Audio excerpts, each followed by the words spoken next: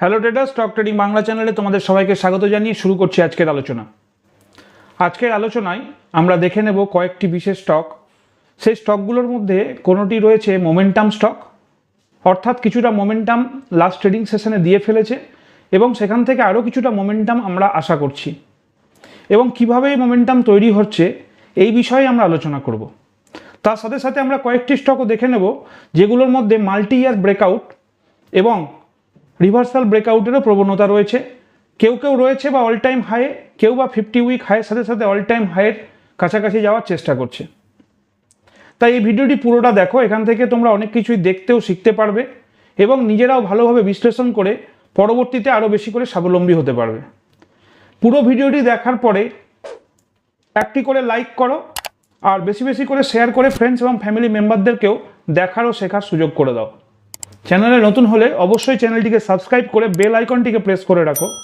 এর ফলে যখনই আমি নতুন ভিডিও দেব তোমরা নোটিফিকেশান পাবে এবং সঙ্গে সঙ্গে ভিডিওটি দেখে শিখতেও জানতে পারবে। এই প্রসঙ্গে ট্রেডার্স, আমি তোমাদেরকে একটি কথা মনে পড়িয়ে দিই যে আমি সেবি রেজিস্টার্ড কোনো স্টক অ্যানালিস্ট বা ফাইন্যান্সিয়াল অ্যাডভাইজার নই। তাই আমার বলে দেওয়া কোনো স্টকের ওপরে সরাসরি ট্রেড বা ইনভেস্টমেন্ট করবে না। ট্রেড বা ইনভেস্টমেন্ট করার জন্য নিজেরা ভালোভাবে বিশ্লেষণ করো এবং তোমাদের ফাইন্যান্সিয়াল অ্যাডভাইজারদের সাথে আলোচনা করে তারপরে ট্রেড বা ইনভেস্টমেন্ট করতে পারো।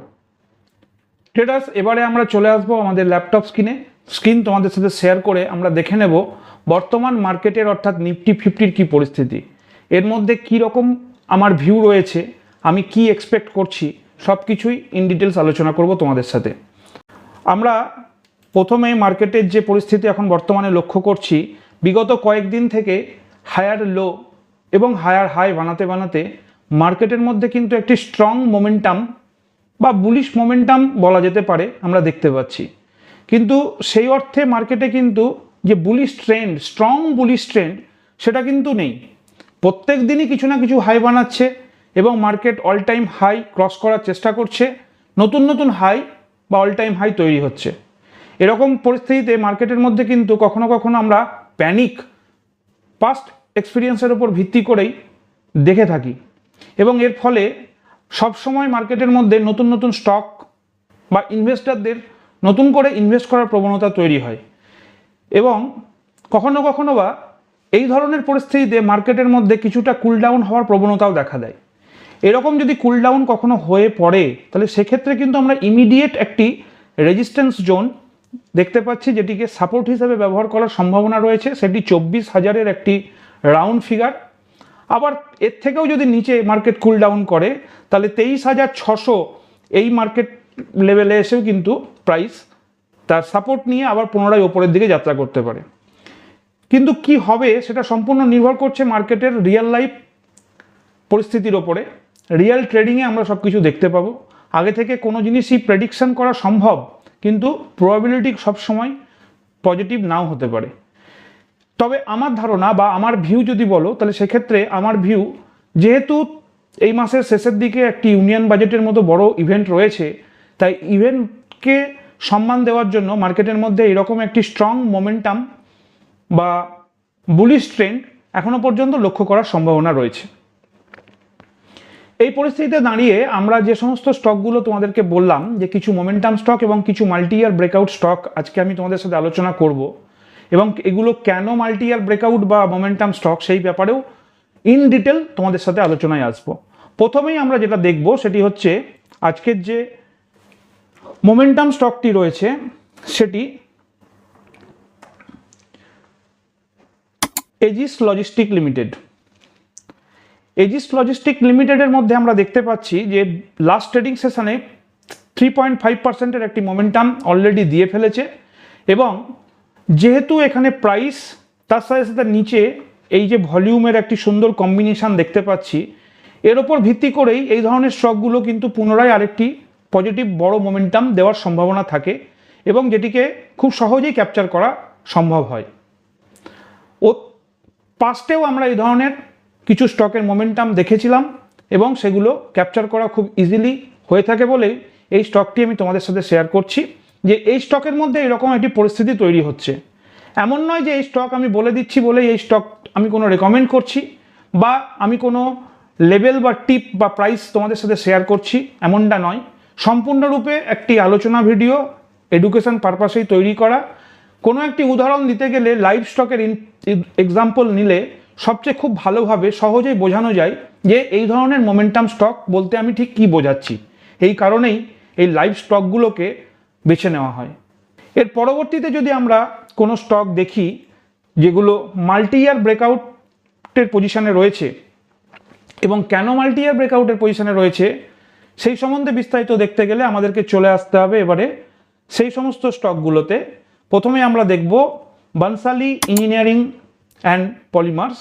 এক্ষেত্রে যদি আমরা মান্থলি ফ্রেমওয়ার্কে একবার প্রথমে ফিরে যাই, যেহেতু এটি মাল্টি ইয়ার ব্রেকআউট তাই সর্বপ্রথমে আমরা হায়ার ফ্রেমওয়ার্কের মধ্যে এটাকে দেখব। হায়ার ফ্রেমওয়ার্কের মধ্যে আমরা যেটি দেখতে পাচ্ছি যে 2018 সালের জানুয়ারি মাসে একটি হাই বানিয়েছিল, পরবর্তীতে এপ্রিল মাসে পুনরায় সেই হাই ব্রেক করে নতুন হাই তৈরি করে এবং দীর্ঘদিন কনসলিডেট করে স্টক একদম বটম একটি বানায়।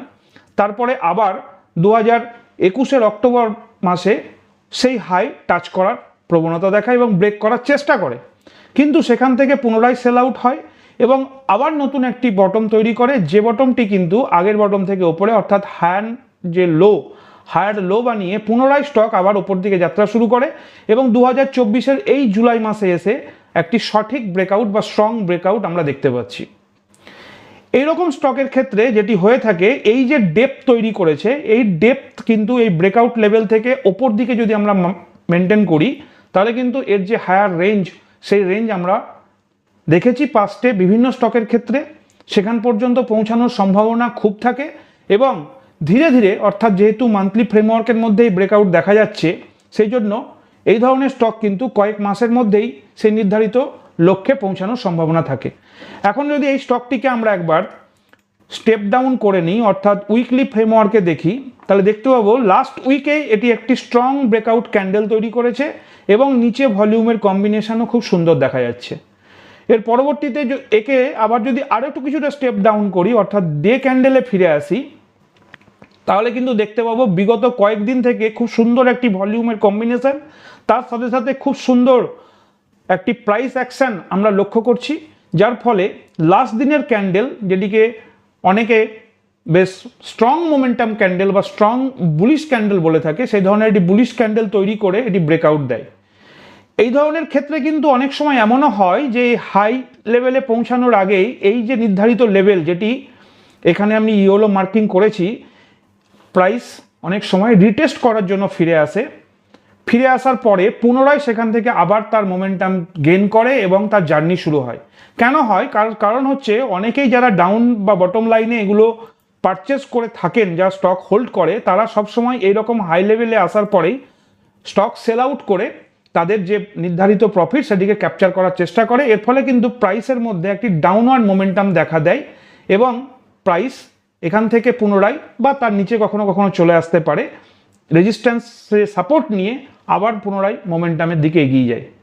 সেক্ষেত্রে যে এই ধরনের স্টকের যে ট্রেড প্ল্যান করা উচিত সাধারণত সেটি হচ্ছে যে লাস্ট ক্যান্ডেলে আমরা বুলিশ ক্যান্ডেল লক্ষ্য করলাম, যে ক্যান্ডেলের মধ্যে দিয়ে ব্রেকআউট দিয়েছে সেই ক্যান্ডেলের হাইয়ের ওপরে যখন মিনিমাম 2% প্রাইস মোমেন্টাম দেখা দেবে, ক্লোজিং না হলেও আমরা কিন্তু সেই 2%-এর ওপরে গিয়ে আমাদের নির্ধারিত ট্রেড ইনিশিয়েট করার চিন্তাভাবনা করতে পারি। এমন নয় যে আমি বলে দিলাম আর সেই স্টক তোমাদের কাছে রেকমেন্ডেড হয়ে গেল আর তোমরা সেখানে তৎক্ষণাৎ এন্ট্রি বানিয়ে ফেললে, এমনটা কখনোই নয়। আমার বলে দেওয়ার সাথে সাথে নিজেরা ভালোভাবে বিশ্লেষণ করো, ফাইন্যান্সিয়াল অ্যাডভাইজারদের সাথে আলোচনা করো, তারপরে এখানে ট্রেড করো বা ইনভেস্ট করো, যাই করো না কেন সেরকম কোনো পদক্ষেপ নিতে পারো। আমার বলে দেওয়া কোনো প্রাইসের ওপরে, কোনো স্টকের নামের ওপরে সরাসরি ট্রেড বা ইনভেস্টমেন্ট করবে না। এরপরে এরকম সেম ক্যাটাগরি যদি কোনো একটি স্টক আমার কাছে রয়েছে, যেটি এখন আমি তোমাদের সাথে আলোচনা করে দেখাতে চাইছি যে এর মধ্যেও আমরা কিন্তু এরকমই বুলিশ টেন্ডেন্সি এবং multi year breakout all time হাইয়ের সাথে সাথে 52 হাই ক্রস করে অল টাইম হাইয়ের দিকে যাচ্ছে, সেটি হচ্ছে ক্যাস্ট্রল ইন্ডিয়া লিমিটেড। যদি আমরা এটিকেও মান্থলি ফ্রেমওয়ার্কের মধ্যে অর্থাৎ হায়ার টাইম ফ্রেমের মধ্যে দেখি তাহলে কিন্তু এখানেও দেখতে পাওয়া যাচ্ছে যে এই স্টক যে বিএসসির চার্টকে দেখলাম আমরা এনএসসির চার্টে একবার লক্ষ্য করি, যদিও বিএসসি আর এনএসসির মধ্যে খুব একটা পার্থক্য নেই, কারণ অ্যাট এ টাইম একসাথে এগুলো লিস্টিং হয়েছিল এবং পরবর্তীতে একভাবেই চলতে থাকে। তবুও আমরা যেহেতু এনএসসি স্টকের ওপরেই কাজ করি, সুতরাং এনএসসি স্টকের চার্ট দেখাটাই বা চার্ট অ্যানালিসিস করাটাই সবচেয়ে বেশি শ্রেয়। এখানে দেখা যাচ্ছে যে 2014 সালের ডিসেম্বর মাসে একটি অল টাইম হাই বানায়, তারপরে বেশ কয়েকবার 15 সালে পরপর কয়েকবার এই হাই ব্রেক করার চেষ্টা করে বা হাই ক্রস করার চেষ্টা করে, কিন্তু এখানে বারবার রেজিস্ট্যান্স নিয়ে পুনরায় স্টক নিচে চলে আসে, বটম তৈরি করে এবং সেখান থেকে এই মুহূর্তে 2024 জুলাই মাসে একটি স্ট্রং ক্যান্ডেল দিয়ে আমরা এর ব্রেকআউট দেখতে পাচ্ছি। এই স্টকের ক্ষেত্রে একটি খুব বড় রেজিস্ট্যান্স লেভেল রয়েছে, যেটি হচ্ছে 254 থেকে 272। এটি এখন বর্তমানে 52 উইক হাইয়ে বসে রয়েছে, নিচে ভলিউমের কম্বিনেশন খুব ভালো, কিন্তু অল টাইম হাই অনেকটা এখনও দূরে রয়েছে। এই অল টাইম হাই যখন ক্রস করে ওপর দিকে যাবে এবং যদি রিটেস্ট করে নেয় স্টক, তাহলে তো আরও ভালো, কারণ অনেক সময় ব্রেকআউটের সাথে সাথে ফেক ব্রেকআউট বলেও একটি কনসেপ্ট রয়েছে। ফেক ব্রেকআউট কীরকম, যখন এই ধরনের ব্রেকআউট আমরা দেখতে পাই, এখান থেকে কিন্তু অনেক সময় সেলারদের প্রেসারের ফলে যে সমস্ত ট্রেডার্স বা ইনভেস্টার্স, এখানে ট্রেডার বলাটা ভুল হবে, ইনভেস্টার যারা স্টক এখানে হোল্ড করছিল, তারা কিন্তু এই মুহূর্তে এই প্রাইস লেভেলে আসার সাথে সাথে স্টক নিজের হাত থেকে বা নিজেদের ডিম্যাট অ্যাকাউন্ট থেকে সেল আউট করে দেবে, অর্থাৎ প্রফিট বুকিং করার পরিকল্পনা নেবে। যে মুহূর্তে তারা সেল আউট করবে, স্টক কিন্তু একদম ধারাম করে নিচের দিকে পড়তে থাকবে। এই যে ডাউনফল, এটাই কিন্তু ফেক ব্রেকআউটের লক্ষণ। অনেক সময় এতটাই সেলারদের প্রেসার থাকে যে স্টক এখান থেকে তার পুনরায় মোমেন্টাম তৈরি করে অল টাইম হাইয়ের দিকে যেতে যথেষ্ট সময় নিয়ে নেয়। এর ফলে যদি আমরা তড়িঘড়ি করে এইখানে কোনো ট্রেড প্ল্যান করে থাকি এই হাই লেভেলে বা বর্তমান প্রাইস লেভেলে, তাহলে কিন্তু আমরা দীর্ঘ সময়ের জন্য এই ট্র্যাপের মধ্যে ফেঁসে যাওয়ার সম্ভাবনা থাকে। এই কারণেই আমি বারবার বলে থাকি যে বুলিশ ক্যান্ডেল, যেটি ব্রেকআউট ক্যান্ডেল বলে পরিচিত, সেটিকে প্রথমে মান্থলি ফ্রেমওয়ার্কে দেখার পরে স্টেপ ডাউন করে আমরা দেখে নেব এটিকে উইকলি ফ্রেমওয়ার্কের মধ্যে। লাস্ট উইকেই এটি ব্রেকআউট দেয় এবং এটি স্ট্রং ব্রেকআউট দেখা যাচ্ছে, এবং এরপরে যদি আমরা আরও স্টেপ ডাউন করে ডে ফ্রেমওয়ার্কের মধ্যে ফিরে আসি, তাহলে দেখা যাবে যে বিগত কয়েকদিন ধরে এর মধ্যে একটি বুলিশ টেন্ডেন্সি বা বুলিশ ক্যান্ডেলের লক্ষণ, এবং লাস্ট যে ক্যান্ডেল, সেই ক্যান্ডেলের ব্রেকআউট দিয়ে ক্লোজিং দিয়ে ফেলে। এই মুহূর্তে আমরা কিছুটা সময় অপেক্ষা করব, যখন স্টক পুনরায় সঠিক মোমেন্টাম তৈরি করে ফুল ব্রেকআউট দিয়ে অল টাইম হাই ক্রস করবে, আমাদের কিন্তু এখানে ট্রেড করার প্রবণতা বা সম্ভাবনা তৈরি হবে। বারবার বলছি, কোনো প্রাইস লেভেল বা কোনো স্টক আমি কিন্তু রেকমেন্ড জন্য করছি না। তোমরা কখনোই কোনো স্টকের প্রাইসের ওপরে সরাসরি ট্রেড বা ইনভেস্টমেন্ট করবে না, নিজেরা বিশ্লেষণ করো। আমি বারবার শেখাচ্ছি কিভাবে চার্ট অ্যানালিসিস করতে হয়, কিভাবে প্রাইস অ্যাকশন এবং তার সাথে সাথে ভলিউমের কম্বিনেশন দেখে সেই স্টকগুলোকে বেছে নিতে হয়। এর আগে অনেক ভিডিওতেই আমি আই বাটনে দিয়ে দেবো যে কিভাবে আমি যে এই ধরনের স্টক বের করি সেটি দেখিয়েছি, এবং নির্দিষ্ট একটি স্ক্রিনার তৈরি করে সেখান থেকে কি করে স্টক শার্ট আউট করি সেই ভিডিওর লিঙ্কও আমি ওপরে দিয়ে দেবো, সেটাও তোমরা দেখবে।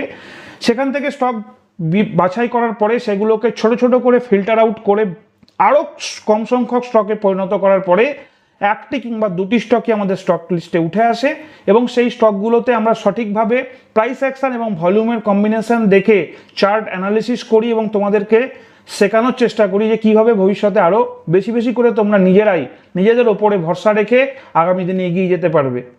সুইং ট্রেডিং এবং পজিশনাল ট্রেডিংয়ের সাথে সাথে তোমাদের যে রেগুলার ইনকাম, সেই রেগুলার ইনকামের সাথে তোমরা সাইড বাই সাইড আরও কিছুটা ইনকাম এনহ্যান্স করতে পারবে, এটি মেন উদ্দেশ্য।